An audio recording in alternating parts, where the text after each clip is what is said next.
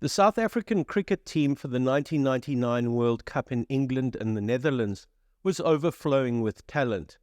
Besides being captained by Hansie Cronje and coached by the astute Bob Woolmer, they had fast bowlers, stylish batsmen, great fielders and all-rounders for Africa. One of these all-rounders was Lance Zulu Klusener, a player who not only loved the big moment, but loved the big thump over the boundary ropes too. This is the story of Klusener and his contribution in the first half of the tournament to South Africa becoming one of the early favourites. Welcome to the Luke Alfred Show. I've 30 years of experience on the front lines of sports journalism, covering some of the biggest games in cricket, rugby, the FIFA World Cup and even the Olympic Games. Come and join me as we learn about some of the greatest sports stories you've never heard. I'm Luke Alfred and welcome to the show. The following is an extract from my 2012 book, The Art of Losing: Why the Proteas Choke at the World Cup. It's a wet Friday morning at SuperSport Park when I interview Lance Klusener in early February 2012. He is in the middle of his second SuperSport Series game as interim Dolphins coach, and behind us the scoreboard is locked with the Dolphins score on 40 for 6. Play has been interrupted due to rain and bad light. They have already lost 4 wickets today and were to lose 11 more, so that by the time they came back on the third morning, the Titans only needed a further 3 wickets to wrap up the match and become SuperSport Series champions. Despite holding KwaZulu-Natal cricket dear, it clearly isn't going to be easy for Klusener to turn the prevailing culture of mediocrity and underachievement at the Dolphins around. He is philosophical about the travails of his young Dolphin side, telling me that the coaching and intellectual capital and mentorship at the Union aren't what they once were. Quote, "We had players like Malcolm Marshall and Pat Simcox to play off," he says. That just isn't the case anymore. He has plans, though, and faith and a vision of sorts, realizing that while you spend a great deal of time as a player holding onto and honing your gifts, the role of a coach is one of giving and encouraging, allowing each player to take his unique route to the team's ultimate destination. Klusener was highly reliant on coaches in his time, particularly Graham Ford and Bob Woolmer, and tells me about his endless, almost superstitious ritual of hitting balls. He had a heavy bat, 2 pounds 14 ounces, but didn't seem too concerned about customizing it, preferring that it had good shape, pickup and feel. Quote, "I can remember in India just cruising the back streets of Mumbai with Polly, Sean Pollock in other words, and wandering along looking at bats," he says. "If there was something we liked the look of, we would just buy it. We could send it to the manufacturer, and they were so good, they could just make you more like it." With his heavy bat, Klusener hit thousands and thousands of balls in the 1999 World Cup in England. He was trying to achieve many things with this ritual, but mainly to groove his muscle memory and calm his nerves. Quote, "I needed to know how hard to hit it to get it over the ropes, how much to get on it and get it to where it needed to go," he says. Sometimes he would obsessively repeat the ritual time and time again, but at other times it would feel so good that there would be no need, and he wouldn't want to break the spell he was in. Quote, "If I was in the zone and hitting well, I could be hitting with 40, and he'd throw me 5 and everything would be great. He'd just look at me and we'd pack up because we knew that everything was perfect. Sometimes I'd opt out of those optional practices because I was in good shape. If I was in a good space, I just wanted to stay in it." The rest of the team in 1999 was in a similarly good space. They were more experienced than the 1996 side, more streetwise and as well, if not better, prepared, having stressed that they were out to enjoy themselves at a pre-tournament camp in Swellendam. They certainly came into the tournament against a backdrop of significant wins at a variety of venues in the preceding seasons. They had won the Wills Golden Jubilee Tournament in Pakistan in 1997. They had won gold in the 1998 Commonwealth Games, beating a strong Australian side in the final, and won the inaugural ICC Knockout Tournament, now called the Champions Trophy, beating the West Indies in Bangladesh in the final, Jacques Kallis scoring a match-winning century. Klusener sums up the prevailing atmosphere pithily. Quote, "We pretty much had all the boxes ticked. We went into the World Cup really believing that we could do it." His was a widely held view. If there was a private issue beating within the heart of the team, it was that Cronje had probably exhausted Wilmer's knowledge and creativity, despite Wilmer's cute dalliances with earpieces, so that he could communicate with his captain on the field. In a sense, Cronje was both captaining and coaching the side by the 1999 World Cup, which meant that there wasn't sufficient creative tension behind the scenes. It was a situation that ultimately didn't do the team any favors, as they became complacent and over-dependent on their bushwhacking Zulu. The Proteas campaign started on a damp, slightly sour note, as their friendly against Sussex was abandoned without a ball being bowled. A couple of days later, South Africa travelled to the St. Lawrence ground in Canterbury, where Mark Boucher starred in the visitors' 320 with a pugnacious 129, as South Africa loped to a 170-run win over Kent. Boucher was at it again 2 days later at Southgate in North London, where he raced to 93, as South Africa chased down 216 from a Middlesex side containing Justin Langer, Mark Ramprakash and Owais Shah. Batting at 8 and facing one ball for 0 not out for the opposition was a young man the cricketing world would hear a great deal more of. His name, Andrew Strauss. South Africa started their campaign proper back down on the south coast, playing India at Hove. Derek Crooks, the institutionalized 12th man, remembers a cold, wet summer, South African nerves and sizable groups of Indian fans waving their orange, white and green Indian flag. In an intimate ground, the match itself was a tight affair. India batted off Sourav Ganguly's 97, with secondary roles, cameos and bit parts being played by Rahul Dravid, 54, Mohammad Azharuddin, 24 in 24 balls, and Sachin Tendulkar's 28. India finished with 253 for 5 in their 50 overs, the total looking rosier than it should have because South Africa conceded 25 extras, including 11 wides, 6 byes, 2 leg byes, and 6 no balls. The South African reply was a mirror image of the first innings, with the Ganguly role being played by Kallis, who came in with the innings on the cusp of disaster at 22 for 2. He and Boucher, who was promoted up the order to bat at 3, stabilized the innings sufficiently before Anil Kumble bowled Boucher for 34. Kallis had a constant stream of partners, but batted magnificently to score a cool 96, the memory of an indifferent World Cup in strange conditions 3 years before, now well and truly behind him. Kallis was 6th out with the total on 227, with 2 balls left in the 46th over. Klusener and Jonty Rhodes were now at the crease, but the outcome of the match was by no means assured.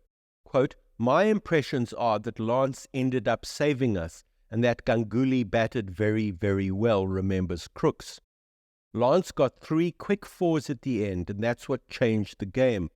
It got to the stage where it was pretty close with Jacques out. The bowler was Ajit Gurkha, coming back after earlier spells, and Lance hit 3 4s, which made things easier. Bang, bang, bang.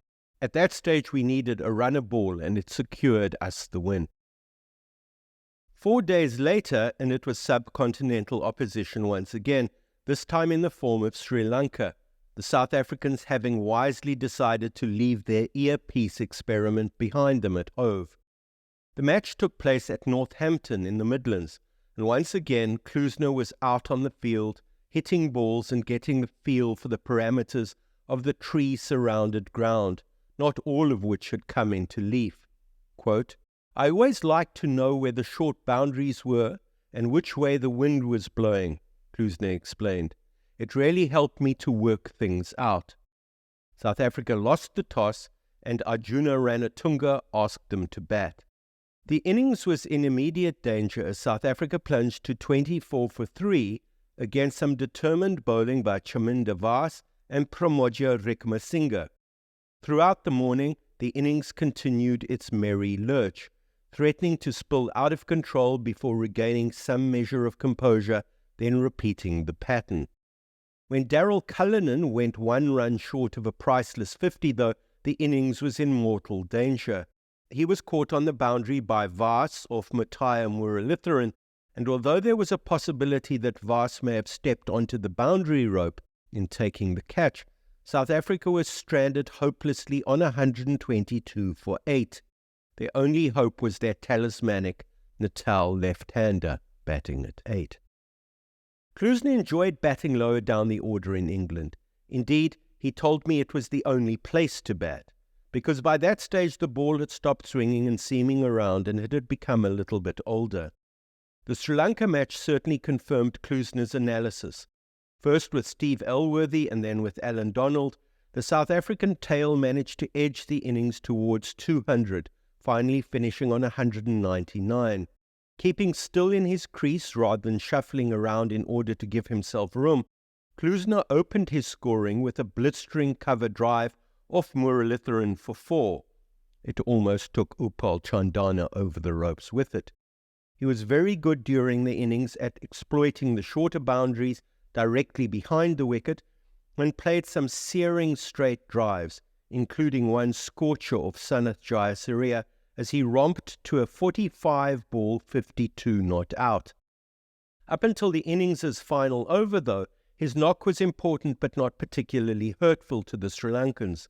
Vaas bowled a final over for Sri Lanka, and although his first ball was a dot, the sequence then went 4, 2, 4, 6, 6, Klusener bringing up his 50 with the last hit of the innings. Alongside, Elworthy scored 23 and Donald 3 not out. The score was subpar, but at least gave South Africa the outline of a defendable total. As the implications of the 22-run final over from Vaas sank in, Barry Richards in the commentary box put it best, quote, "After looking for all money as though they'd be all out for 150, South Africa have posted a competitive total of 199. Sri Lanka need 200 to get." Talk in the South African dressing room at the change of the innings revolved around Vaas's disputed catch for Cullinan's wicket. The feeling was that the Sri Lankans had pulled a fast one and the South Africans were angry. As he had against India, Cullis opened the bowling. He was particularly peeved, having laboured for 42 minutes for 12, and decided to channel his discontent into his opening overs. Quote, "Jacques bowled so quickly that day that I think he bowled Jayasuriya before Jayasuriya got his bat down," remembers Klusener. Crooks agrees. Quote, "Jacques and Polly opened the bowling at Northampton. I remember Jacques being clocked on the speed gun as bowling at 145 kilometers an hour, far quicker than AD or Alan Donald on the day." Cullis, with the wind up, took the first 3 Sri Lankan wickets. The innings gained neither momentum nor rhythm, and when Pollock had Aravinda de Silva leg before for 1, with the total on 14, the South Africans were never going to lose. 14 for 4 became 31 for 5, with Captain Ranatunga's dismissal, and it was only left for the innings to meander sulkily towards its inevitable conclusion. South Africa's next group game required them to travel back south to the capital, an important game against co-hosts England at the Oval. In another comparatively low-scoring game, South Africa once again prospered, although they failed to build on a 111-run opening stand between Gary Kirsten, 45, and Herschel Gibbs, 60, who was beginning to find form at just the right time. With his heavy bat, Klusener stepped into the fray like a medieval warrior with his claymore. After being named man of the match at Northampton, he was becoming the World Cup's most talked-about player. He played his badass role to perfection, bludgeoning his way to a quick-fire 48 not out in only 40 balls, being particularly severe in taking 12 off an Andrew Flintoff over before finishing off the innings with a 6 off Mark Elam, into the members' seating beyond long on. Against some disciplined seam bowling, England chose only one spinner, Glamorgan's Robert Croft, who only bowled 2 overs. South Africa cajoled and badgered their way to 225 for 7. They were unlikely to have been happy at the break. But England never even got a start, their innings being hobbled from the very beginning thanks to Cullis's opening flurry, which dismissed Alex Stewart and Nasser Hussain.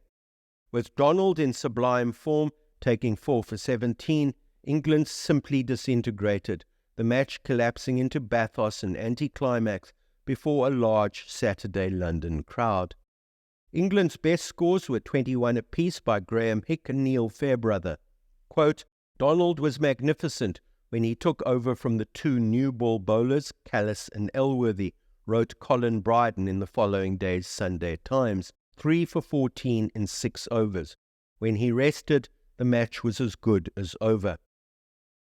South Africa's 122-run victory was their third on the reel and confirmed their growing reputation as one of the tournament favourites.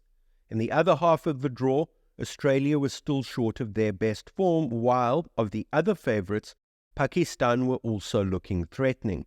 If everything went according to form, South Africa would have to play both in the Super Sixes, the second phase of the tournament. The action was beginning to funnel towards some very exciting conclusions. From London, the South Africans flew to Amsterdam for their 4th match against Kenya. They played at the headquarters of Dutch hockey, Amstelveen, and although the game ended in a 7-wicket win for South Africa, it wasn't always the romp it turned out to be. After being asked to bat by Cronje, Kenya's openers Kennedy Otieno and Ravindu Shah posted a 66-run opening stand. Shah looked particularly accomplished, cover driving Cullis and banging Donald back over his head before being caught by Boucher off Donald for 50, the top score in the Kenyan innings of 152. From 66 for 1, Kenya plunged to 104 for 6, Klusener taking 5 cheap wickets to mop up the Kenyan lower middle order and tail. Quote, Klusener, of course, can do no wrong at this World Cup, wrote Peter Robinson perkily in the newly launched Sports Day newspaper the following day. If he ever gets out, he will average well over 100 with the bat, with one of the fastest strike rates, if not the fastest, in the tournament. He also went to the top of the World Cup wicket-taking list with his 5 for 21. The hardest part of his few weeks in England has been trying to find something interesting to say every time he picks up his Man of the Match award.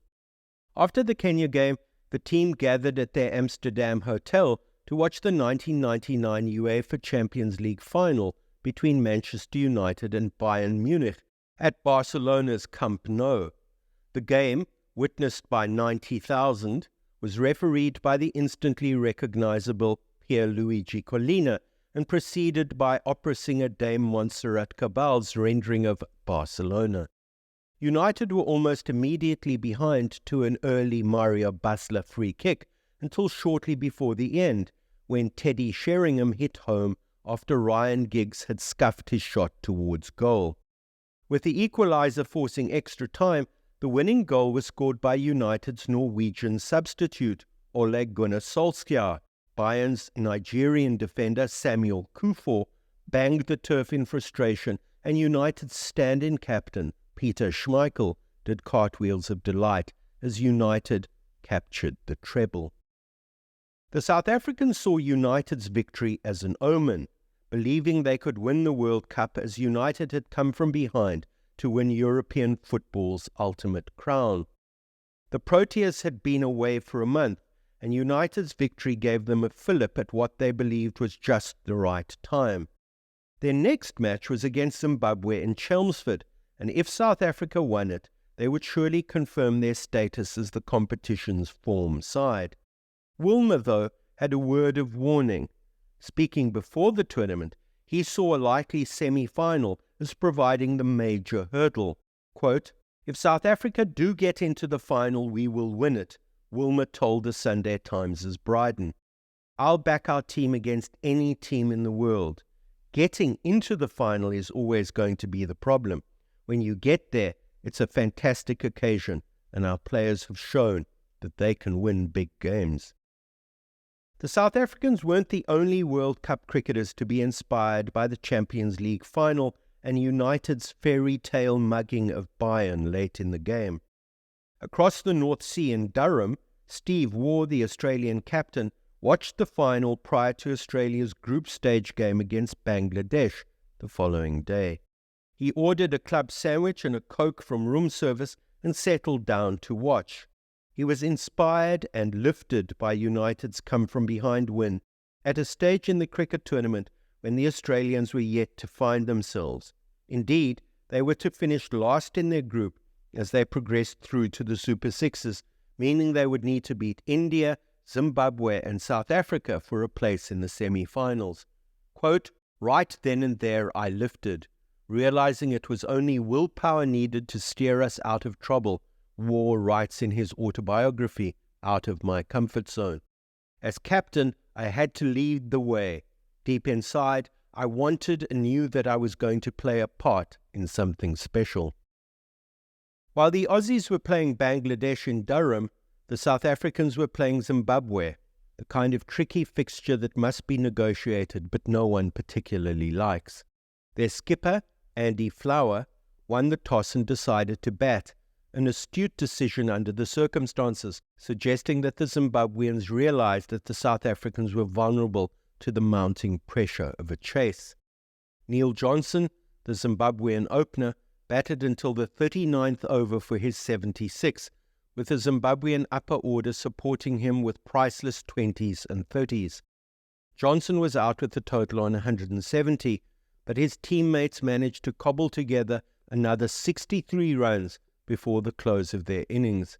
Guy Whittle, Stuart Carlisle and Heath Streak all making invaluable, although minor, contributions. In the end, the Zimbabwean total of 233 looked decent rather than insurmountable, and the South Africans must have fancied their chances against a team they had probably played less than they should have, although one that they would have been expected to beat more often than not. Quote, "We started very well with the bat and looked like we could go quite a bit over 250, then lost our way a bit with wickets falling," remembers Johnson of Zimbabwe's innings. "I thought that I was suddenly a top batsman and tried to hook Donald, which was the wrong choice and was easily caught by Sean Pollock at square leg. It was the wrong time to get out and put the other guys under pressure. Whittle hit it well at the end to get us to 233. I thought they would cruise to 234. Little did the South Africans know at the change of innings that Zimbabwe's 233 would be more than enough. It took as little as 9 overs, in fact, for the South African reply to lie in ruins like a sacked medieval town. Cullis was caught behind in Johnson's 5th over for a duck, and with Kirsten 0, Gibbs 9, and Boucher 8 already out, the match was all but done and dusted, with South Africa reeling at 25 for 4. Quote, "I will never forget that Kirsten wicket," remembers Johnson. "I took the first over as I usually did. I was really nervous. I missed my run-up first ball and I had to start again.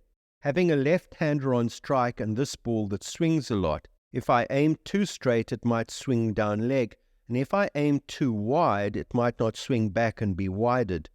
In my second attempt at bowling the first ball, I got the run-up right, and all I wanted was to get the ball up there around off-stump, but instead I got the claw, and my fingers didn't want to let the ball go. I dragged it shortish, and after pitching, the ball stood straight up and came back at Gary, hit him on the gloves, and he was caught in the gully by Andy Whittle. I really got the ball to swing away that day. There were some rubbish balls in the spell, but because it was swinging so much, I was always in with a chance. Cullis chased a very wide one and nicked off. Hansie was always tough to bowl to, as he had this presence at the crease, and his bat always seemed so broad. He nicked a full outswinger just wide of second slip and tried another one. I don't know what happened, but the ball swung in instead. It was a great in-swinging Yorker, and I bowled him, a total fluke. Before I realized it, I had 3 wickets. With heartwarming predictability, the innings rallied at 40 for 6.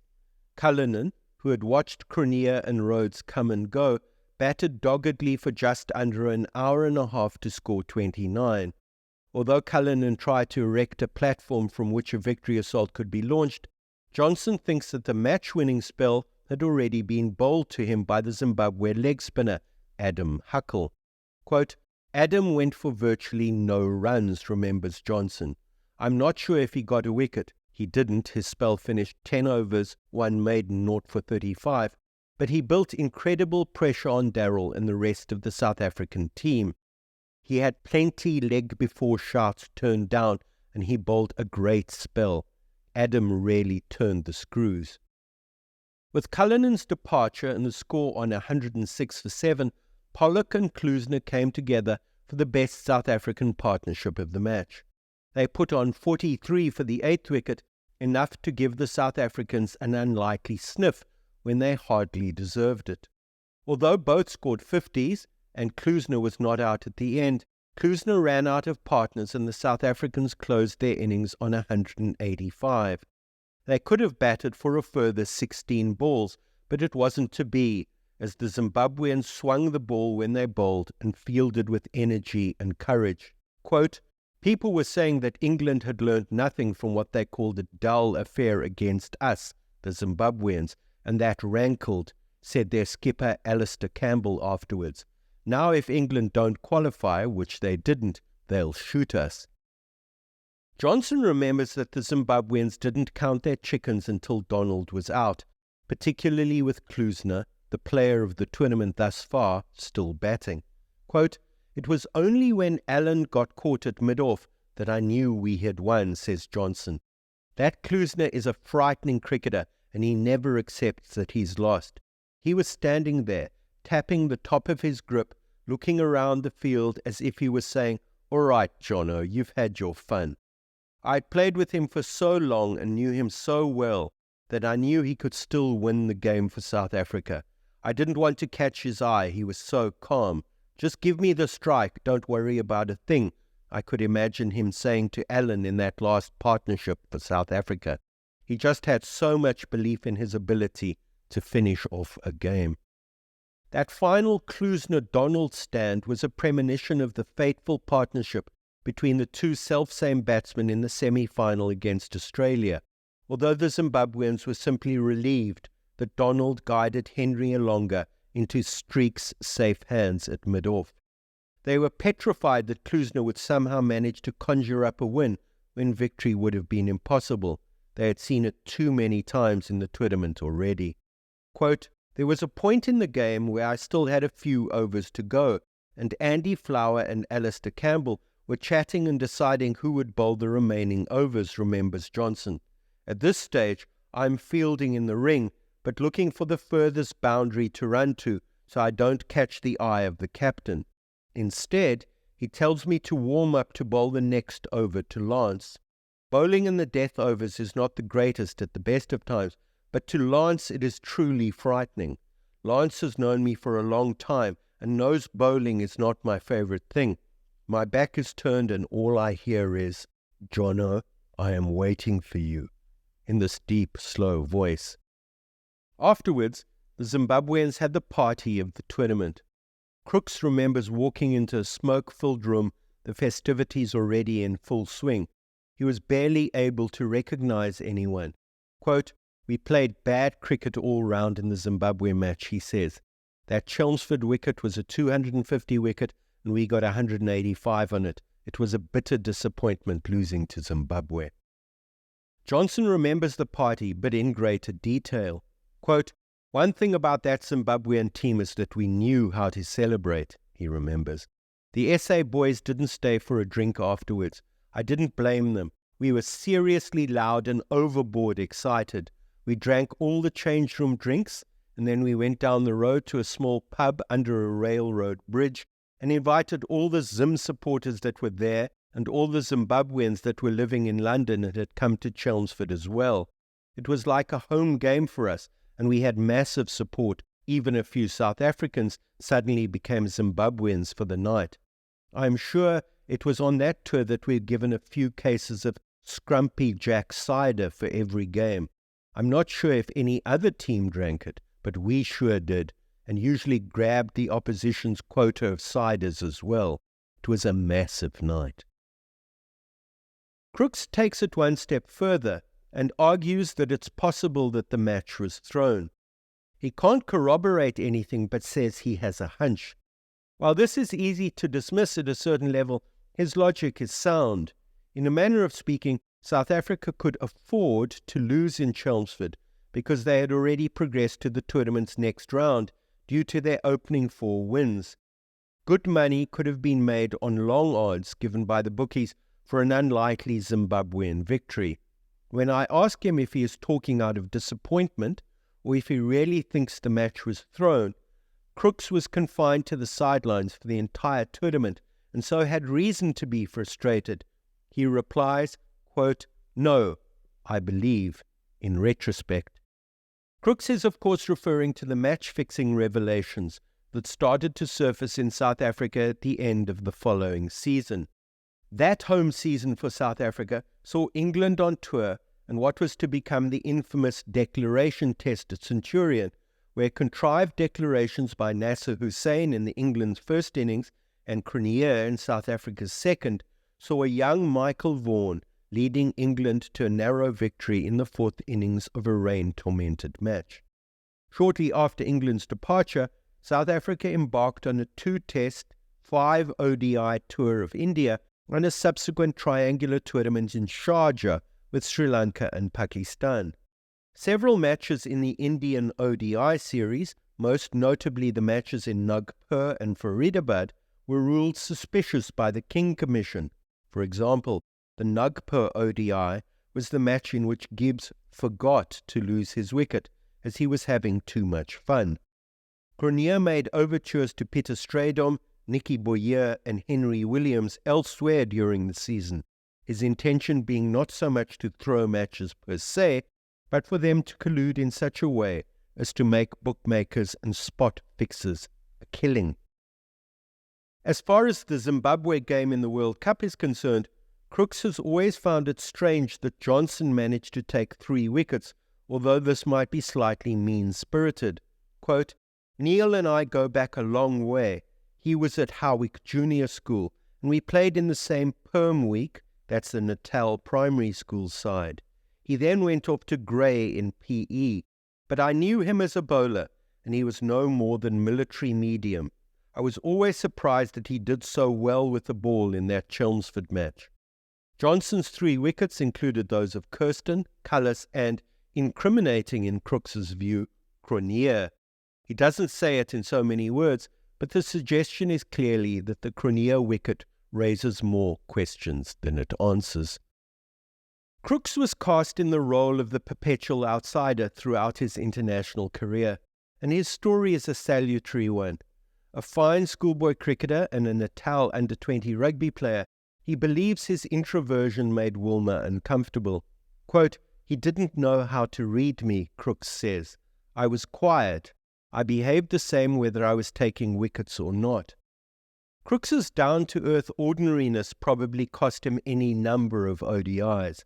At the same time, he was never seduced by the bling, the supermodels and the incessant hangers-on, particularly when the team toured the subcontinent, his being an intensely practical, firmly rooted skepticism. Quote, "I started working on my dad's pig and dairy farm at Curry's Post when I was about 21, and working was one of the best things that ever happened to me. I used to look forward to Monday mornings. I remember Titch Smith, the former Natal wicketkeeper, taking me aside and telling me that I needed to balance my career. He also told me to become more like Jonty, but that's another story, because for every up, there was a down. That's what working did. If I didn't have a great game for Natal Tech or for Natal on the weekend, I could always balance it with a good day's work. I loved working. I used to start at 6:30 in the morning and finish up at about 2:30 and then drive down to Durban in an old Mazda 3 or 4 times a week. Sometimes I used to spend a Saturday night at a cousin's house if I didn't want to drive back home that night. A lot of senior guys worked back then. Brian Mack, Clive Eckstein. It was very different, and it made us different cricketers.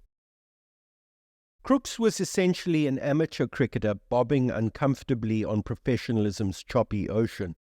He was one of the few to make public his objections to the flirtation with throwing the Mahinda Amarnath benefit match at the end of the 1996-97 South African tour of India, and was generally a player who had no difficulty in distinguishing right from wrong. Cronje, by contrast, was a fully fledged professional. Being a professional through the second half of the 1990s and the new decade meant being tempted by bookies and their representatives like no other generation of international cricketers had been before. Access to the players then was relatively easy. The ICC hadn't yet formed its anti-corruption unit, and tabloid newspaper stings were unheard of. Crooks cannot support his contentions with anything more than the intuition of a knowing insider. Would it stand up in a court of law? Certainly not, but if nothing else, his opinion is worth considering. Many reasons have been put forward for the loss to Zimbabwe. One theory collapses into the next, one being that the arrival of the wives and girlfriends led to a fateful complacency that had been building up throughout the tournament. As Robinson remarked archly in Sports Day a couple of days later, quote, "Surely the lads could have been kept away from the ladies until Saturday night as a sort of incentive bonus." Perhaps the Peter Pollock take on things is more plausible and a reasonable corrective to Crooks's conspiracy theory. Pollock is not one for highfalutin theories and retrospective speculation. Sometimes, he reckons, one side is simply more deadly than the other. He was making a general cricketing point and certainly wasn't talking about the game against Zimbabwe, but his thoughts can be applied to the fixture easily enough. The loss, of course, was doubly significant. Not only did the South Africans lose, but they lost to a team who were in all likelihood going to join them in the Super 6 phase of the tournament.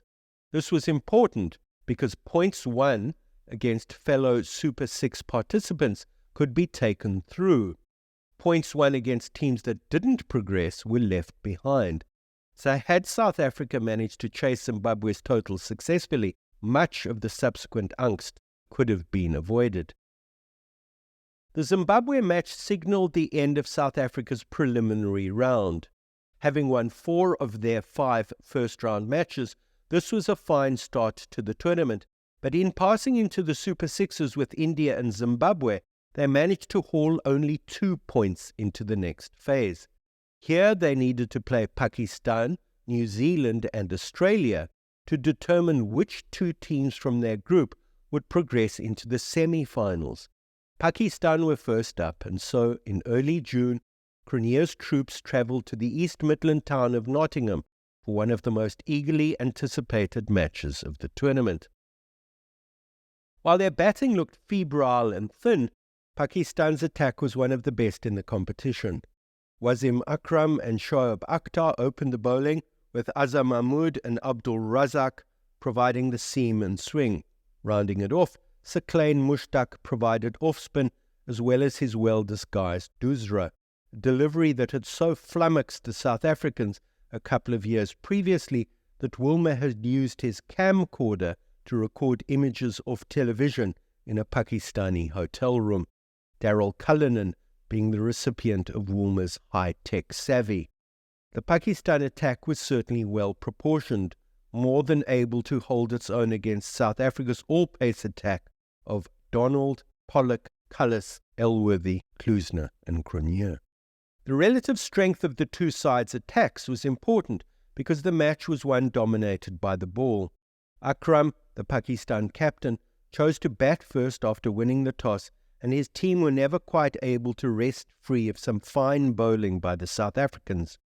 Inzamam ul Haq was run out off the first ball of the 36th over, plunging Pakistan to 118 for 5. Yusuf Johanna, who would later change his name to Muhammad Yusuf, was also run out, and, with the 6th wicket falling at 150, there was a strong possibility that Pakistan wouldn't scramble their way to 200. Enter their experienced wicketkeeper Moin Khan, who carved 63 off 62 balls with 6 fours and 2 sixes as Donald and Pollock bowled the closing overs. With a little help from Azhar Mahmood and their captain, Pakistan managed to drag themselves to 220 for 7. At halfway, it was even money on whether it would be enough. At first it appeared to be. South Africa slid to 58 for 5. Cronje's decision to promote himself to 3 in the order rendered meaningless by the fact that he was snuffled on the third-man fence by Mushtaq while cutting Shoaib. With Gibbs, 0, Kirsten, 19, Cullinan, 18, and Rhodes, 0, all falling early, it was left to Cullis and Pollock to provide much-needed life support. Quote, "They made victory possible with a patient, sensible 6-wicket stand of 77, in which both men showed outstanding temperament," wrote Bryden. Quote, "Cullis was heart-stoppingly close to being hit on the head when Shoaib came back into the attack and bowled a bouncer that went for 4 no balls. Later he played the pure cricket shot of the day off Shoaib's next over when he thrillingly drove the fast bowler through the covers for 4.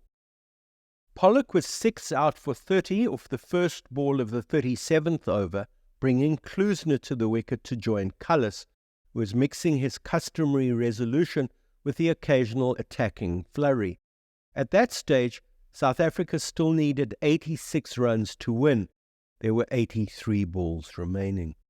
Surely Klusener, who hadn't yet been out in the tournament, couldn't do it all by himself yet again. Quote, "Those kinds of situations were my drug," Klusener tells me. "Sometimes you would let games go and go until you got your fix. I always looked at it that the longer you stayed in the game, the better chance there was that they'd panic." The Klusener highlights reel shows exactly that.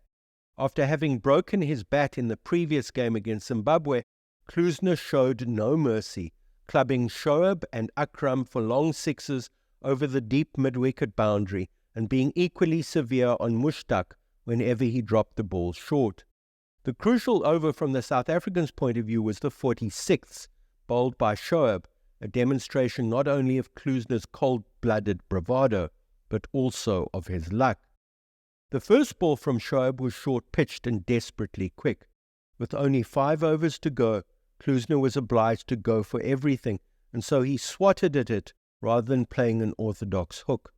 The shot was never controlled, and it flew up in the general direction of Mahmood, fielding down on the fine leg fence. Mahmood raced towards it, but so too did Khan, running from his position closer to the stumps. Both converged on the falling ball, but neither got quite close enough, the ball falling harmlessly between them before bouncing past a diving Mahmood and creeping over the boundary rope for 4. Quote, "Lance Klusener goes on the pull," said Mike Proctor excitedly in the commentary box. "He's really nowhere. It got on him too quickly, and he top-edges it and fine leg came roaring round. Azhar Mahmood, he couldn't quite get to it." After the lucky 4, Klusener scrambled a 2, and then came possibly the blow of the match. Shoaib attempted another short fast ball, no doubt trying to replicate the first delivery of the over. Clearly Klusener had sensed that this might be the case, because he was in place quickly and managed to get his bat through its hitting arc faster than he did off the first delivery. In fairness to Shoaib, the ball didn't bounce quite as high the second time round, and it sailed away cleanly, a thunderous hit, well into the crowd sitting in the leg side deep. Quote, "That has gone well some 25 rows back. That's a huge hit," enthused Proctor in the commentary box. The 6 meant that 12 had already been scored in the over, but there was more to come. With the last ball of the over, Shoaib bowled a Yorker, but it strayed marginally down the leg side. Khan scampered to gather the ball, which had already been called a wide, but couldn't hold on to it.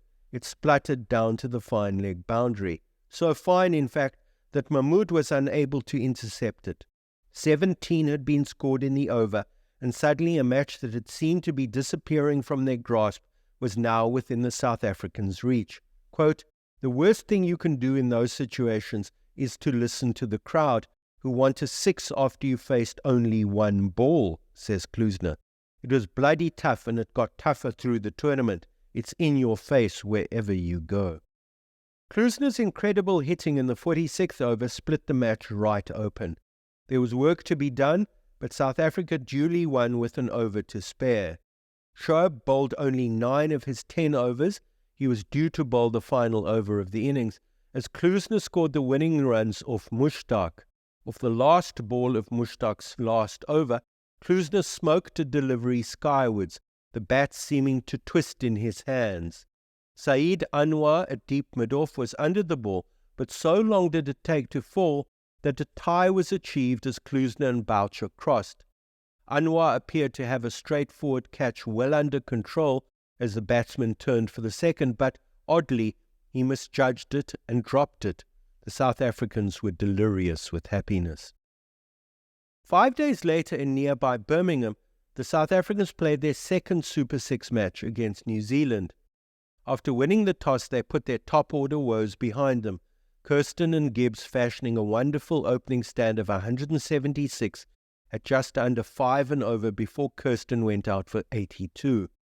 With Kirsten out in the 37th over, Klusener came out to join Gibbs, the side possibly hoping to get a score of around 300 or thereabouts, on the back of another bout of clean Klusener hitting. He opened his scoring with a 4, and momentarily it looked as if the big top had rolled into town once again. It wasn't to be. Gavin Larson clean bowled him for 4, and the South Africans were left to plough on without his magic. Kiwi coach Steve Rickson's pre-match prediction that Klusener was, quote, due to fail, proved prophetic. Thanks to Gibbs's 91, a scintillating 53 not out from Cullis, and a similarly quick-fire 39 from Cronje, who batted in this innings at 6, the South Africans clipped their way handsomely to 287 for 5, their biggest total of the tournament. Quote, not since the last World Cup has Kirsten hit the ball in the air so frequently, and although the edge was not entirely eliminated from his repertoire, he felt free enough to improvise periodically, wrote Robinson in the following day's Sports Day. The South Africans defended their total without mishap. Nathan Astle, opening the innings for New Zealand with Matt Horn, batted for 50 minutes for a paltry 9, and no New Zealander could manage 50, their top score coming from captain Stephen Fleming, 42. Barring 11 wides, it was a consummately professional display from the South Africans, and the New Zealand reply never even came remotely close.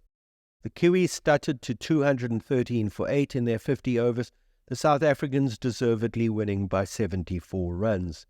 They would stay in Birmingham for their final Super 6 game against an Australian side beginning to find its mojo after an early loss to New Zealand. The Kiwis, by contrast, needed to beat India at Trent Bridge, Nottingham, in their next game and hope for favourable results elsewhere if they were to remain in the tournament. The podcast you've just heard ends tantalizingly, and I hope not too frustratingly, after the Pakistan victory in the Super 6 phase of the 1999 World Cup. It was a World Cup of much more drama besides. You can listen out for part 2 of the 1999 World Cup story in a future podcast.